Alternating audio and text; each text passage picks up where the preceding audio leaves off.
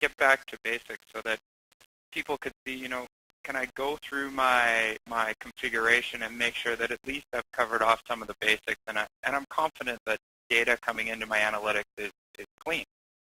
So we've got a fair bit to cover over the next half hour, 45 minutes, so I'm going to jump right in. As Ken said, if you have any questions, just throw them into the questions pane, and we will have some time at the end for a question period.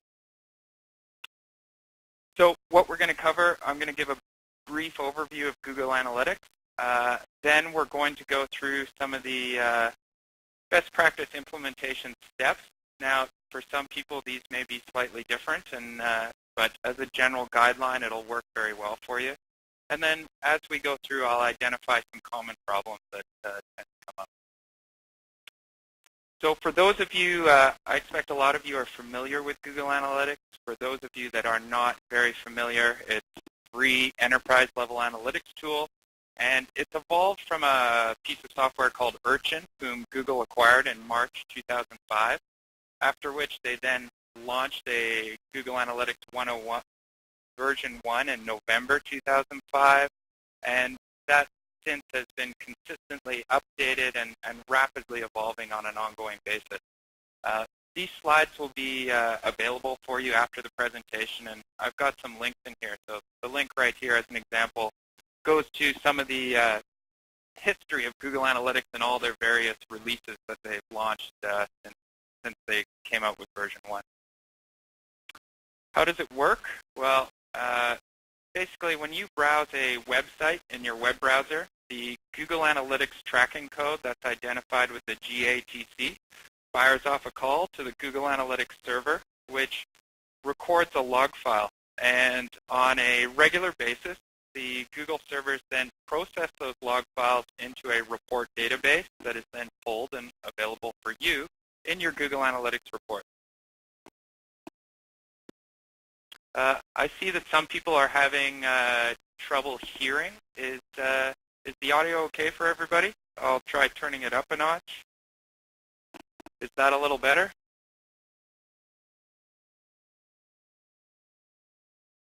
Okay, you can post if you're still having trouble. Great, thank you.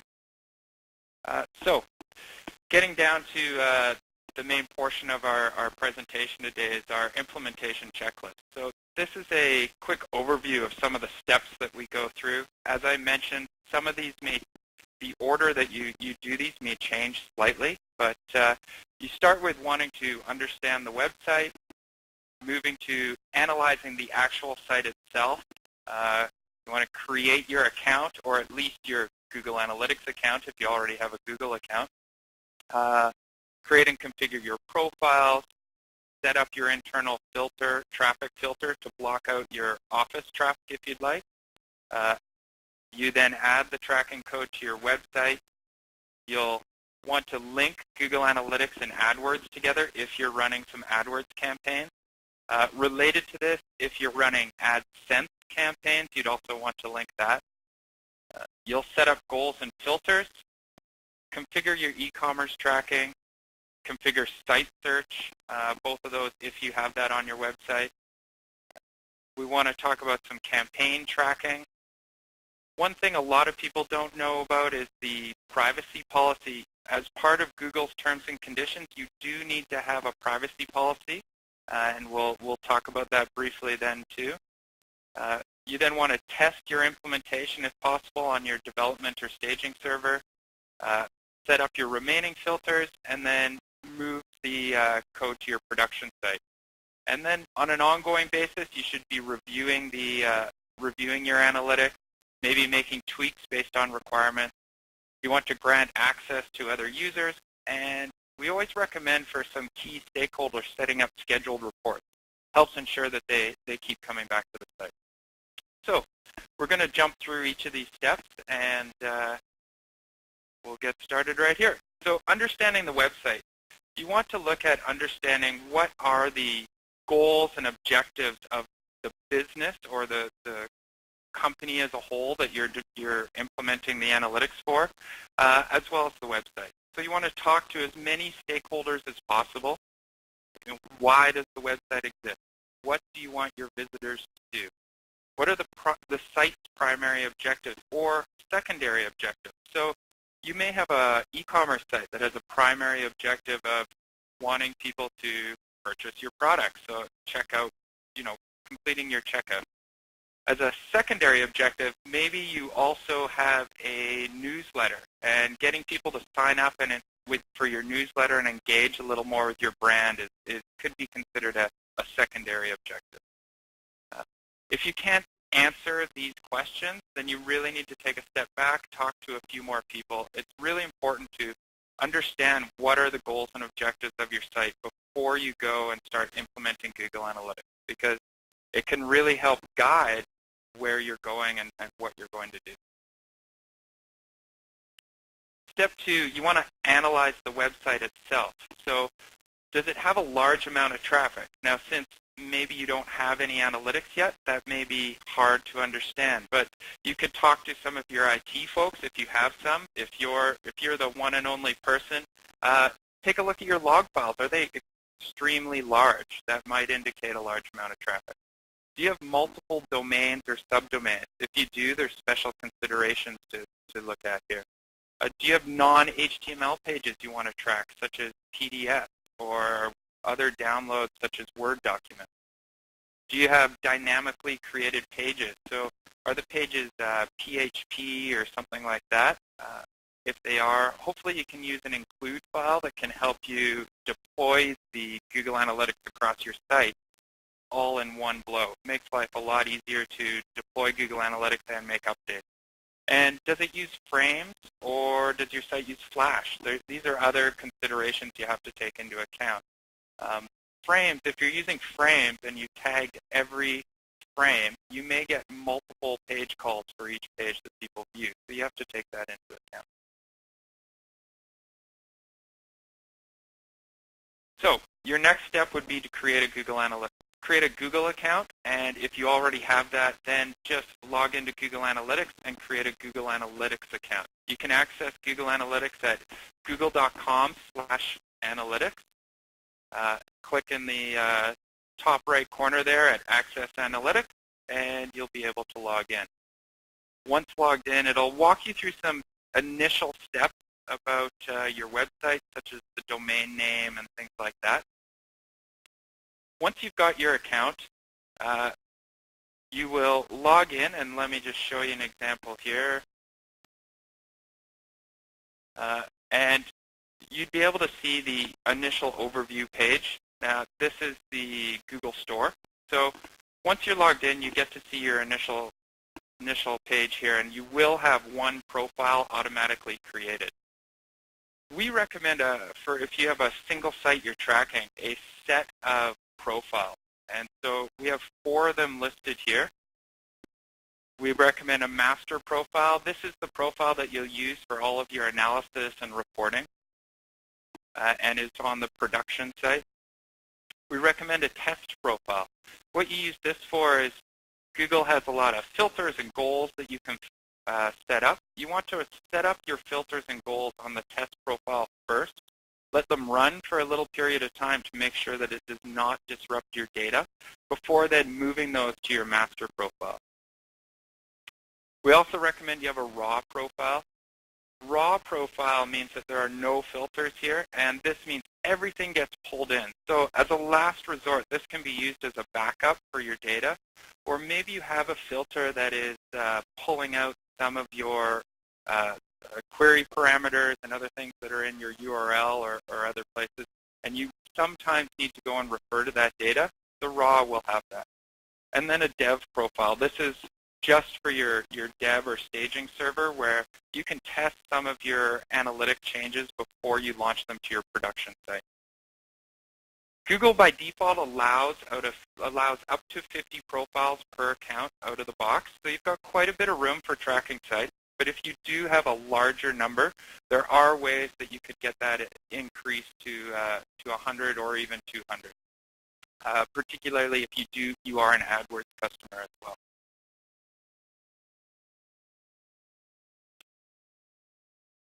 So once you've got your profile set up and ready to go, we want to log in, and one of the first things we do on our master profile is we like to log in and create what we call an internal traffic filter. And how you do that is going here. These are just some sample profiles we use on BKI for our event tracking. When you log in and you see your profile, you can click Edit on the far right side here. This takes you to your profile settings screen, and you can scroll down to your filters. And we like to, on the master profile, which is your production profile, we like to exclude our local office traffic. We're visiting our website quite a bit, and we don't want that actually tracked within our analytics to skew some of our data. So we add in a profile or a filter that's excluding our BKI traffic at our local office. So if you have a dedicated IP address in your office, then you may consider actually excluding that data, or even creating a separate profile that just includes your office data. That way you can separate the two, and you can see how much of your traffic is coming from your actual office versus external visitors. And here's an example of how you'd create the filter. We've got the filter name that you put in, exclude office traffic. Then you're going to filter type as exclude all traffic from an IP address. And then you'll enter the IP address below. What you might notice here is because this does use regular expressions, there is a backslash right before the period, and that helps to escape the period, which does have meaning in regular expressions. It's not required, but it does just help to ensure that your the IP address you enter is going to be identified correctly.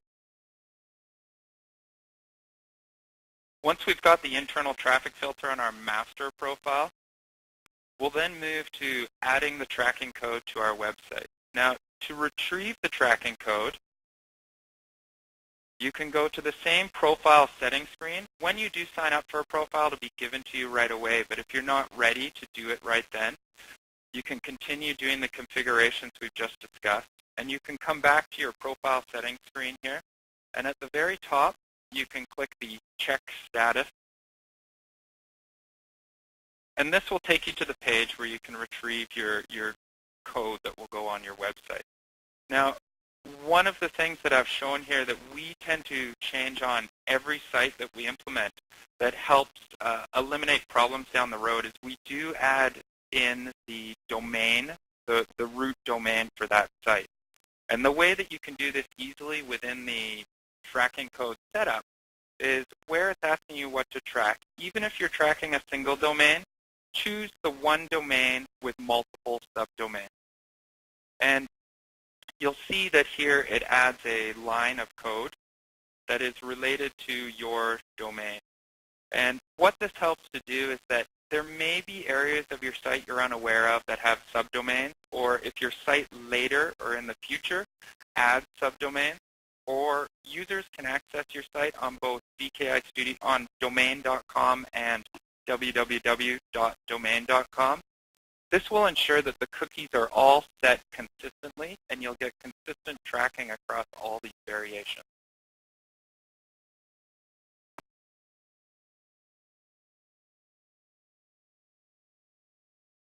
Otherwise, the base tracking code should work good for the majority of your needs. There are special considerations for cross-domain as well, and I'll show you where you can find information on that as we get to the end near the resources section.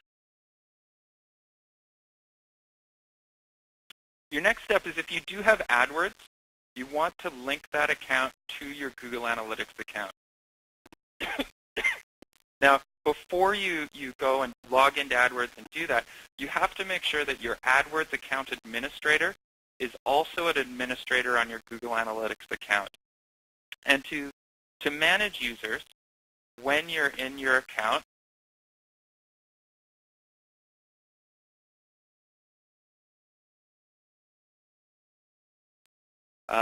when you log into the main screen that shows your list of profiles, at the bottom of that screen you'll see a user manager page. And on that page you can go and add new users. And basically all you need to do is add your the email for your Google account that is your administrator on AdWords as an account administrator on your Google Analytics account. Once you've got that done, then you want to log into your AdWords, go to the Reporting and Tools menu and click on Google Analytics, and then you'll then be walked through the process to link the account. It'll ask you to either create a new Google Analytics account or link to an existing account. If you've already created your Google Analytics account, then you're going to link it. And the next page will then ask if you have access to multiple Google Analytics accounts. It will ask what account you want to link to. And one option to make sure that you do check is the destination URL auto tagging. And what this means is that by clicking this, AdWords will automatically campaign tag all of your links, which will allow Google Analytics to link that up with your AdWords data and do the imports properly. If you don't click this, you will then have to manually tag all of your AdWords links that are driving traffic to your website. And so manually campaign tagging, if you have a lot of AdWords listings, that's going to take a lot of work.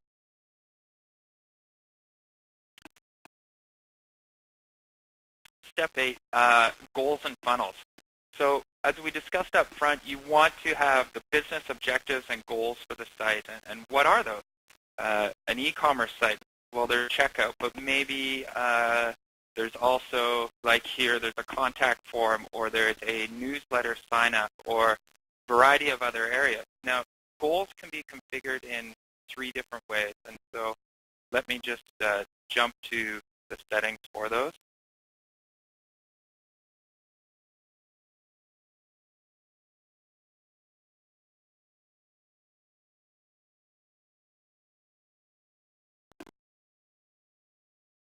So Google allows you to create 4 goal sets, and in each of those sets there are 5 goals. So that gives you a total of 20 goals that you can configure in Google Analytics. As I mentioned, there's 3 types of goals, and this would be a URL destination. So in Google Analytics, it's recording the URL that shows up here, and to report a goal, you could use the URL destination. You could have what we would call an engagement goal of time on site, or an engagement goal of pages per visit.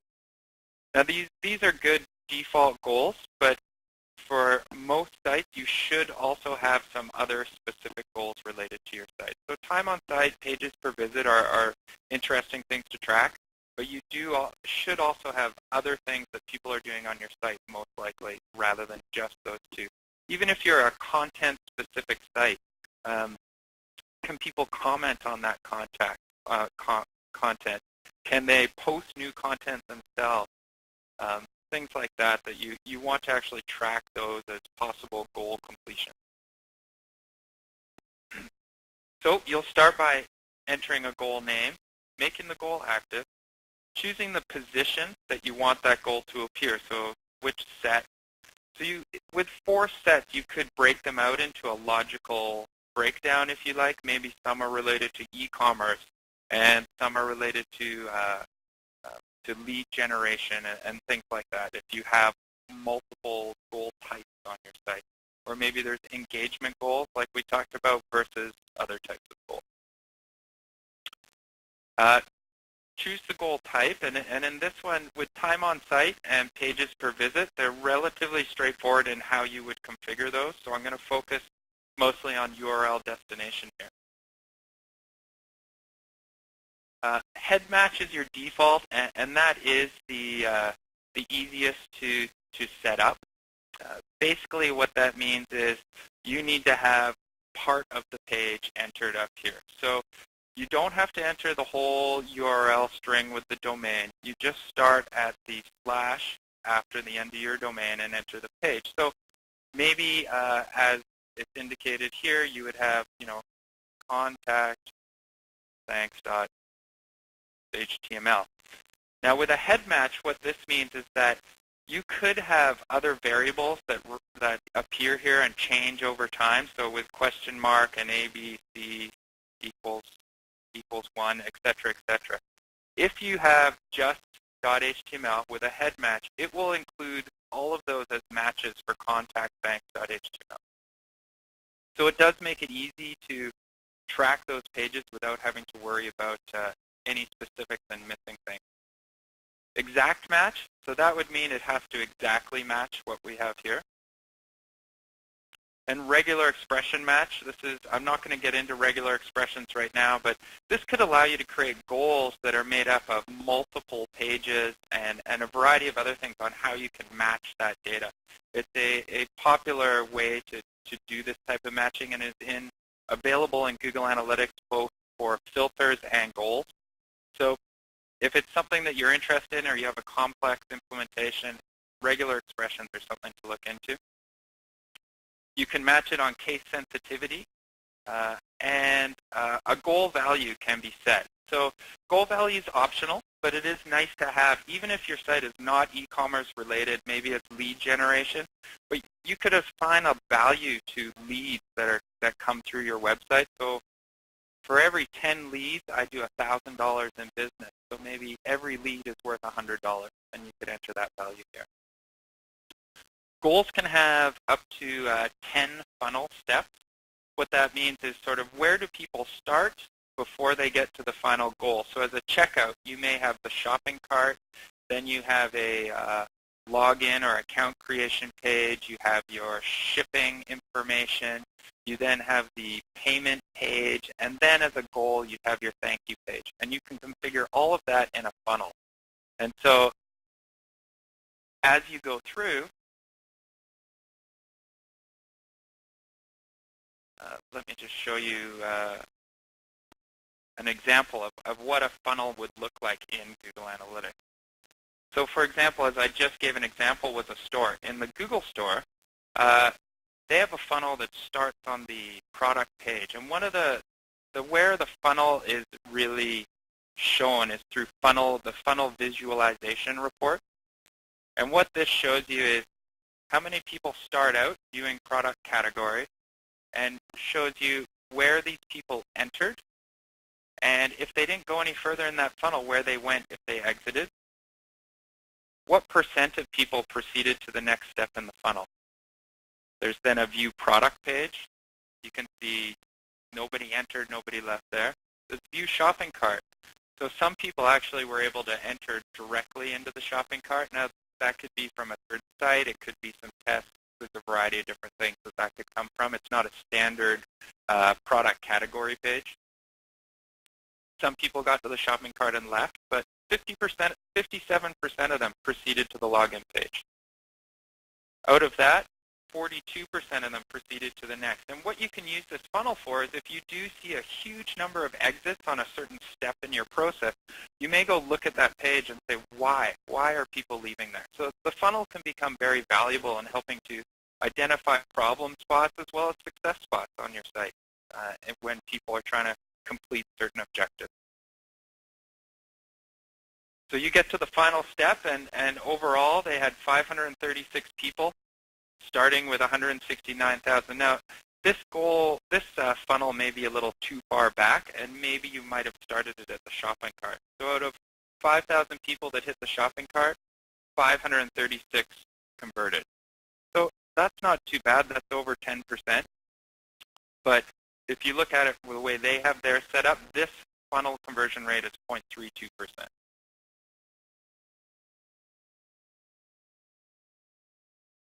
So once we've set up goals and funnels and we've identified those, we then, if your site has e-commerce, you want to look at configuring e-commerce tracking. And so this as well is done through the settings.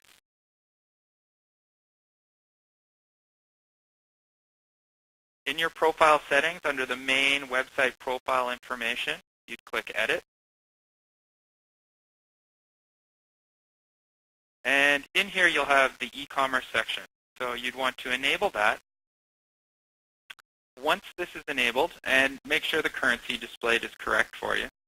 Once this is enabled, you then have to make sure that you do go and tag tag your site with the thank you page e-commerce tracking code. I've included a link here to all the details about the tracking code. There's two parts of it, one for the transaction and one for each product that is being submitted. And so for every time someone hits your thank you page, that can be configured to send out the e-commerce tracking. You'd also likely, as I mentioned previously, set a goal for that thank you page. So you get two different types of reports that are available related to e-commerce and related to goals. Now, if your site has an internal search, so people can search through your site, you want to also enable site search tracking. That is also in the same section. So underneath e-commerce, you'll see that there's site search. You can click the site search, and how that data is collected is many sites, when you do a search, it'll append the search term into the URL, so such as Q equals and your search term. What you would then do is say, well, what is the parameter that is being used? And maybe it's search. And Google will then look in your URLs for that URL parameter called search, and it will grab out the text that is set as that value. And it will then include that into your search reports. We like to, the majority of the time, unless there's specific requirements, we will strip these out. The reason being is that if you don't strip these out, every search term will result in a unique page name in your reporting, and it makes it really hard to see, how many people, if searches throughout your site and results pages are in different places, it really can add to the data that you have. And if you don't need it, we like to just strip it out. But certain requirements that you may have may want you to keep that. And this is where you can use your test profile or your dev profiles that we talked about earlier and try out search, see how the reports show up, and decide how you'd like to move forward with that. If your site also uses categories, maybe I can search products, articles, other various things. You can also track what categories people are searching. And again, it uses a query parameter that you can enter in here.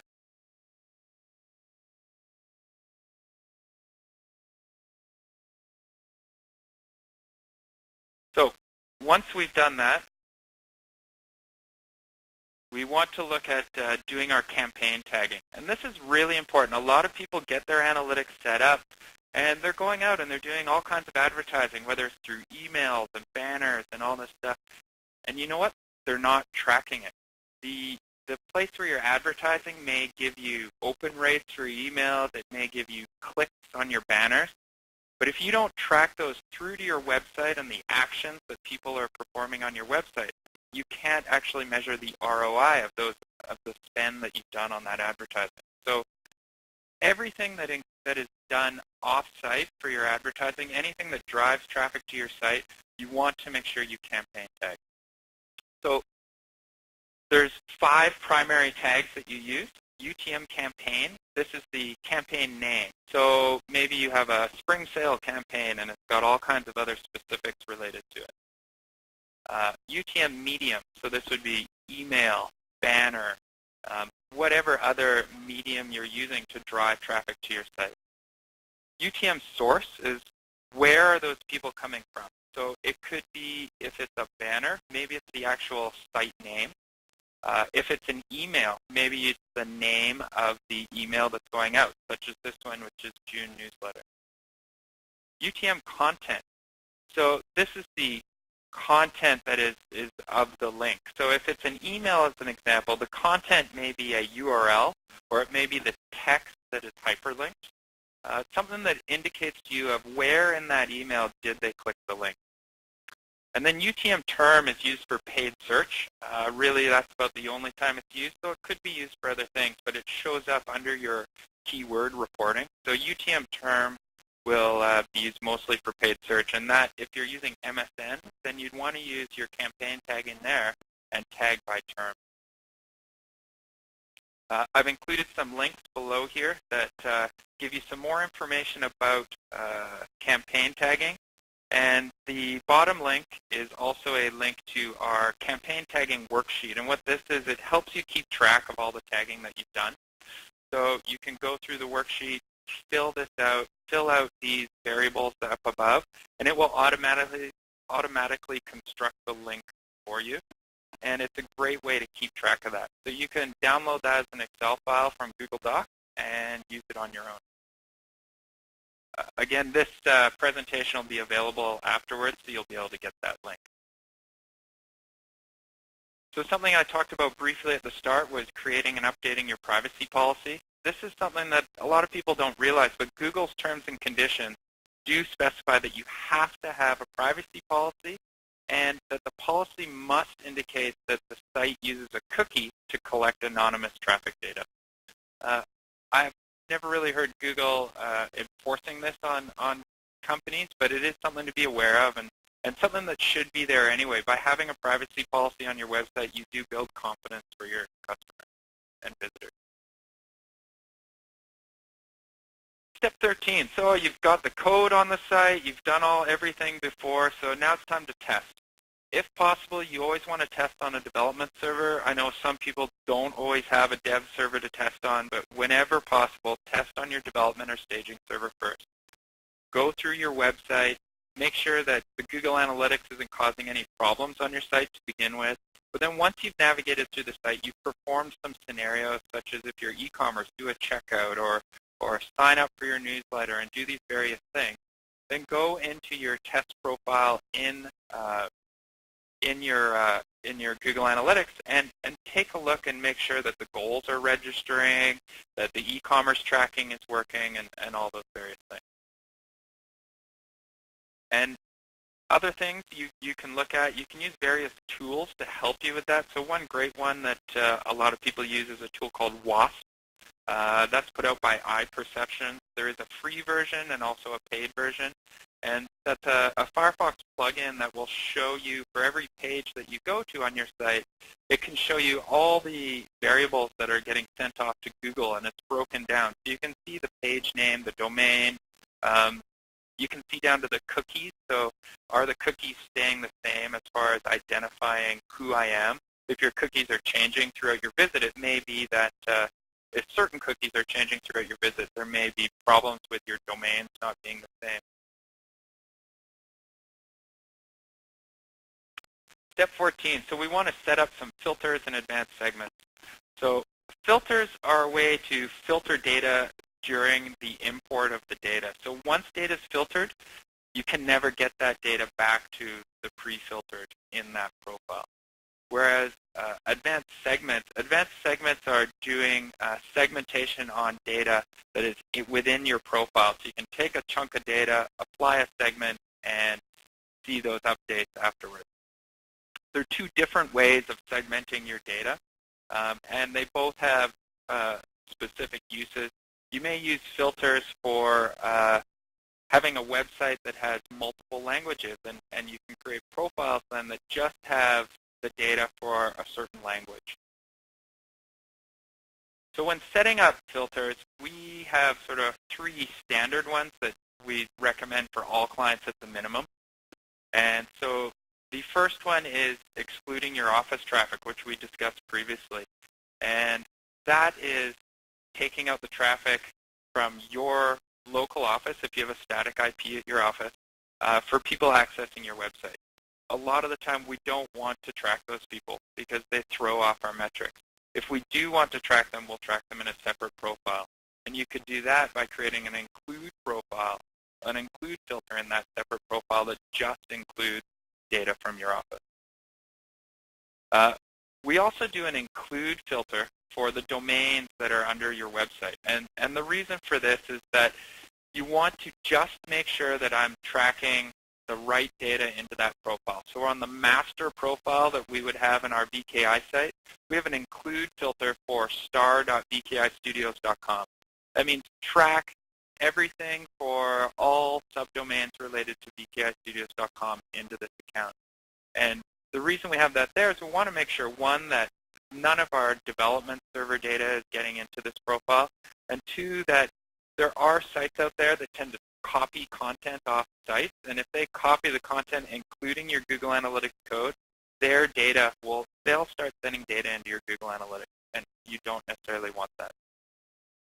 Another filter that we do like to use on most sites, but not necessarily every site if there's a business reason for it, is lowercase page names. And what this means is if somebody accesses a page on your website and they use different cases, each version of that case of the page name will show up as a separate entry in Google Analytics. And you need to sort of manually combine those to see the total page use for that page. So on Windows, where you can access with all these various cases, having lowercase page names ensures that all versions of that page are the same page. Linux and Unix-based systems could have the same name with different cases, and it could be a different file. But most of the time, people don't tend to do that. So this filter does help you just combine all that together, and instead of having it split out. Now, where you would create those filters, we did show that earlier, where under your profile setting, there is a filters section to your site. So you can see here we've got include the www.bkistudios.com, and that's an include filter with our filter pattern, which is down below. We have our exclude VKI traffic. This is excluding our local office traffic. I included the images in the slide, so you all have examples of how you could do these. And we've got lowercase page name. And so this takes the request URI, which is the page name, and automatically puts it to lowercase.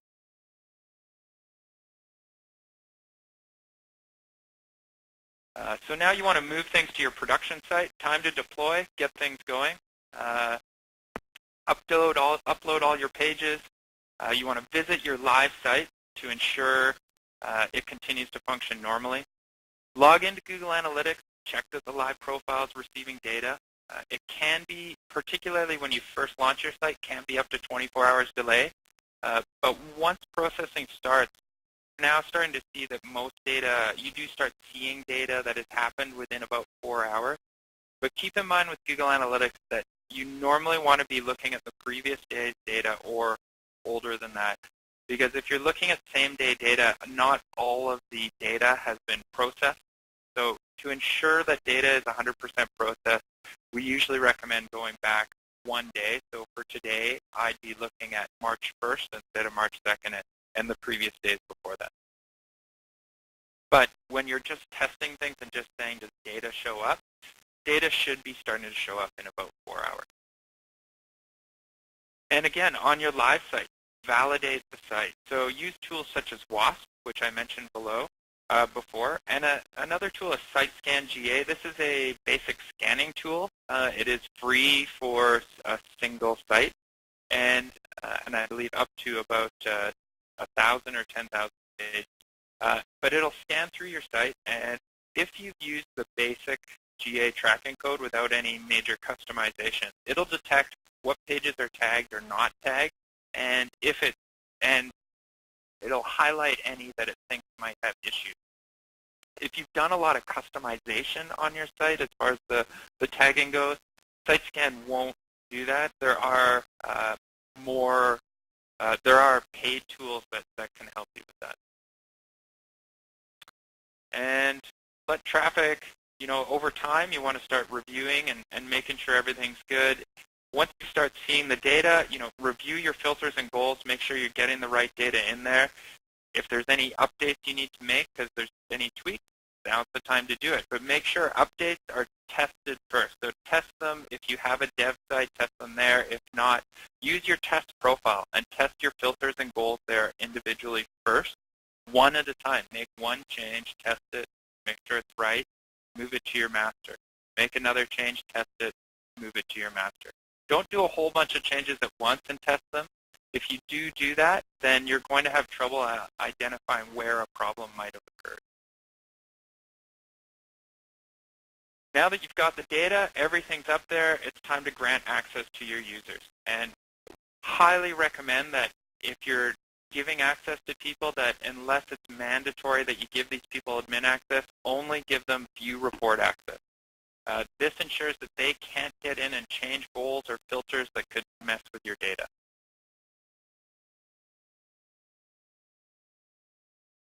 And as well, for some of these key stakeholders, set up some scheduled reports for them, because just because you've got analytics does not mean people are going to use it. So to schedule reports, you can go to almost any report in the site, and you can click the email tab. And from here, you can email that report once, or you could set up a schedule. The one thing to consider with your scheduling is based on what time range you choose, the report range will be within that time. So if I chose weekly sent each Monday, I'll get a report that shows my previous week's data, just a week. And if I say monthly, sent on the first day of each month, I'll get the previous month's data. There's not a way to have it come out, say, daily or weekly with monthly data or quarterly data. There are tools through that people have created through the APIs that may help with this, and I'll show you where you can find that. But these, you can send the data in CSV, TSV, CSV, XML. We recommend for, if you're sending it to people that aren't too familiar with things, send them the PDF. It has all the images and everything. It looks almost exactly the same as your report that you see right here. So for executives, it's nice. They can just see it. There's my numbers. I get the visualizations as well, versus sending me an Excel file that is just a bunch of numbers.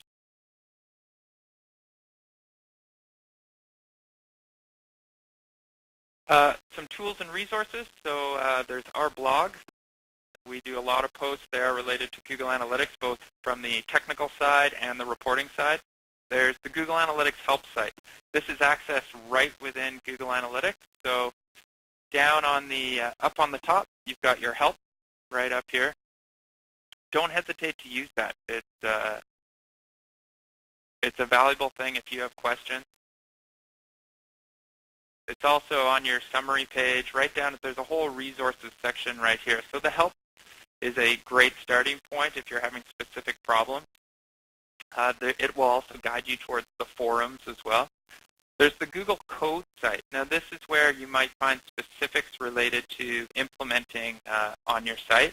It will help you with Flash implementations, cross-domain tracking, all kinds of other things that are related to your implementation with Google Analytics. It also will link you to the API if you're interested in learning about how to pull data into some custom reporting. There's the Flash API site. You can access this from the code site, but this is also the direct access for it.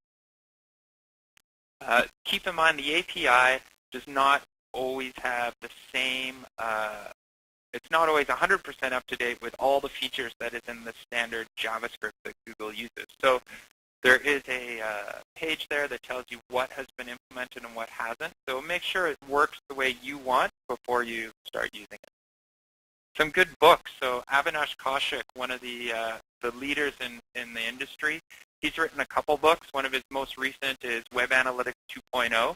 This is a great book to start out and learning about web analytics and the things you can do and the data you can grab. Definitely recommend it as a good read. Brian Clifton, he's another Google Analytics consultant. Advanced Web Metrics with Google Analytics by Brian Clifton, another great book. And this one's a little older, but Jason Burby and Shane Atchison, Using Data to Make Smart Business Decisions.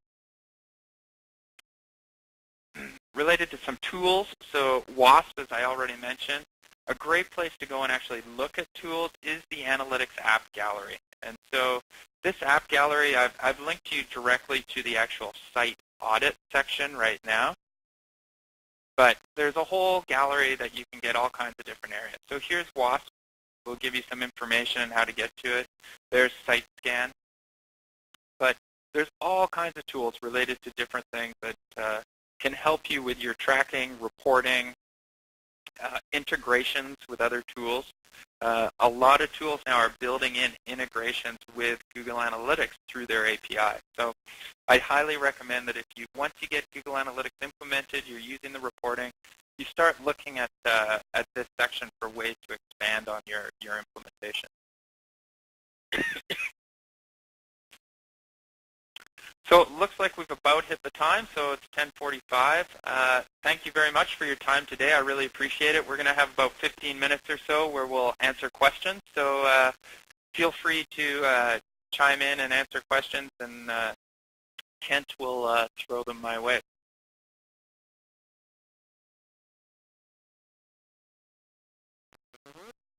So if you have any questions, there's a big one right off the top.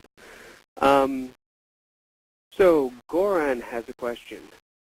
He asks, greets from Belgrade, Serbia. I have one a bit more advanced question. Is it possible to track e-commerce translations if the last step in the checkout process, before the thank you page is shown, is performed on a third-party domain on which you can't place Google Analytics tracking? So the question, I suppose, is, if your thank you page is outside of your control, is there still a way to track it? So if the thank you page itself is out of control, it can be challenging to track. Now, for sites such as PayPal, as an example, where if you're using PayPal for your purchases, a lot of the ways that it's implemented is people will fill their shopping cart, they'll shop on your site, and when they go to checkout, they're directed to PayPal to complete the transaction. And then upon completing the transaction, they are redirected back to a thank you page on your site.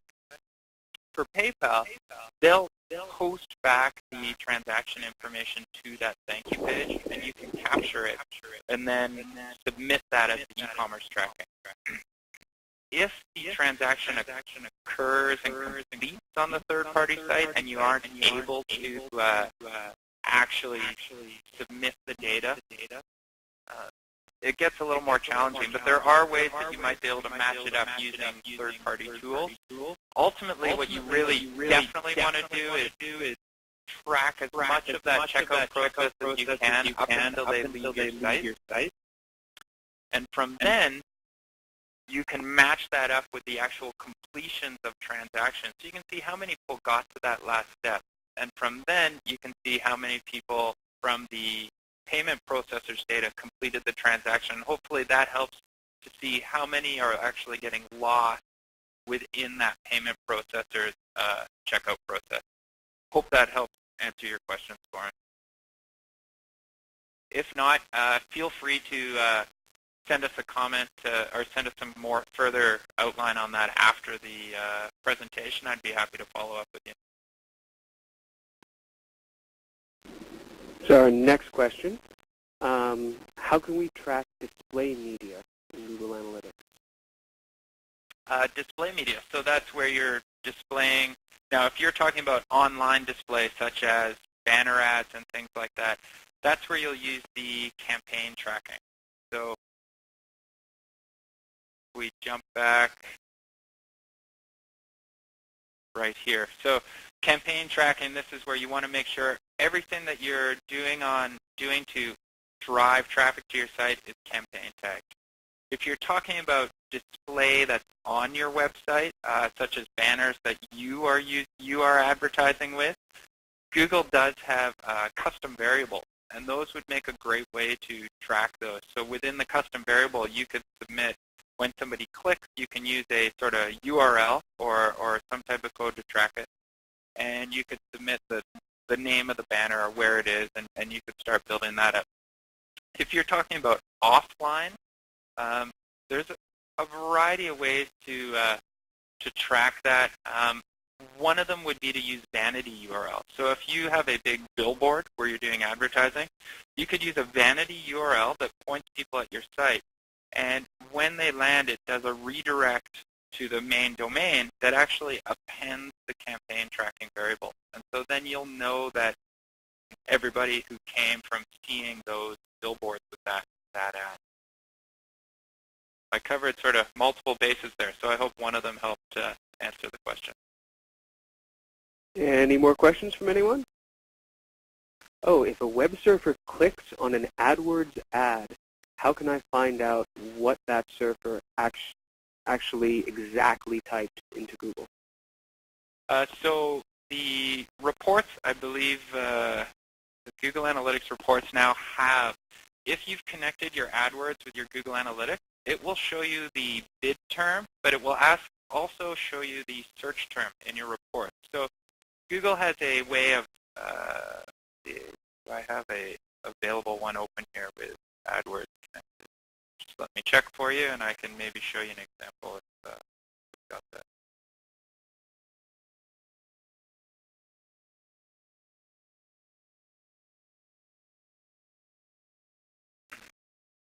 So the keywords here are bid keywords, but you can also show,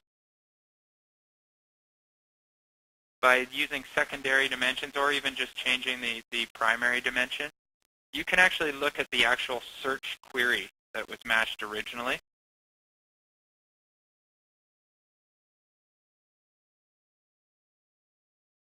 So the keywords are the what's being used to reach your site, as you can see, or here's the matched query. So you can change back and forth between the type of terms that you're actually seeing people use to reach your site, whether it's what you're specifically bidding on or what people typed into the search bar.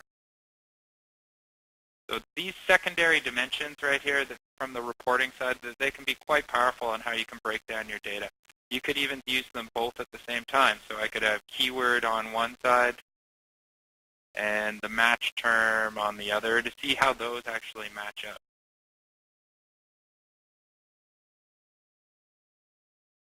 So, Google Shirts is actually Google T-shirts. Google Shirts, Google Merchandise. So you can see how here's what I'm bidding on the left, and here's what people are typing in on the right.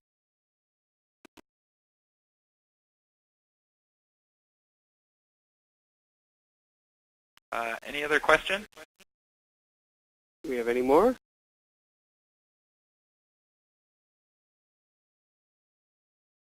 Is it correct that in the past this could only be done with a filter? Yes. I believe it was about the early to mid last year when this secondary dimension was released. Previously, you did have to use a filter to pull that data in. So, and you usually wanted to do this in a different profile so that you didn't overwrite the other data. So you could then have one profile that has sort of the actual search terms and one profile that had the terms you're bidding on.